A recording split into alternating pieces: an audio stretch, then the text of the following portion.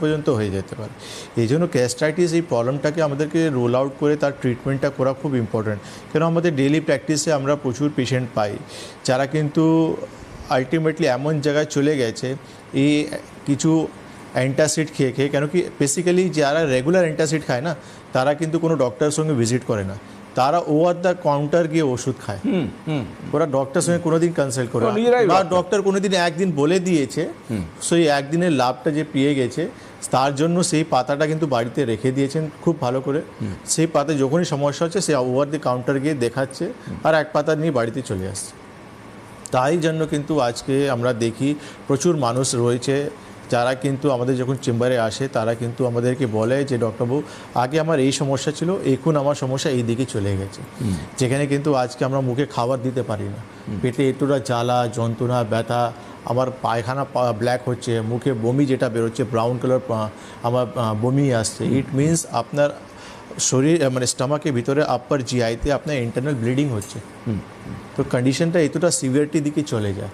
সমস্যাটা খুবই সাধারণ ছিল, গ্যাস্ট্রাইটিস হালকা একটা সমস্যা ছিল, কিন্তু তাকে প্রপার ম্যানেজমেন্ট না করার জন্য, প্রপার লাইফস্টাইল চেঞ্জ না করার জন্য আলটিমেটলি একটা পেশেন্ট পেপটিক আলসার।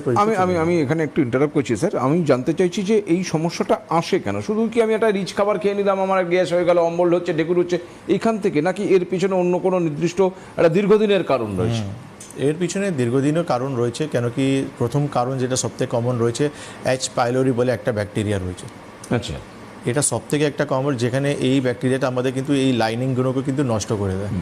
সেকেন্ড সবথেকে কমন রয়েছে এনএসিআইডি ওষুধ, যেটা ব্যথা ওষুধ। মানে আমরা যখনই কিছু হয় আমরা ব্যথা ওষুধ খুব বেশি পছন্দ করি।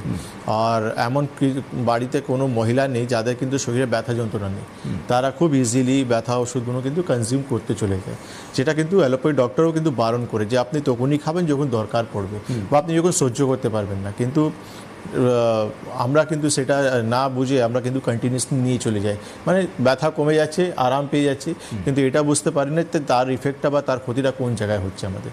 তারপর হচ্ছে আমাদের খানপান, রেগুলারলি এমন স্পাইসি ফুডগুলো বা এমন খাওয়া দাওয়া বা ফ্রাইড খাবারগুলো বা স্টোর খাবারগুলো আমরা বা ক্যাফিন খাবারগুলো এমন খাচ্ছি আমরা, তার জন্য কিন্তু আমাদের স্টমাকে ইরিটেশন তৈরি হচ্ছে। আর যারা প্রচুর মাত্রা অ্যালকোহল খায় তাদেরও কিন্তু গ্যাস্ট্রাইটিস হওয়ার চান্সেস থাকে।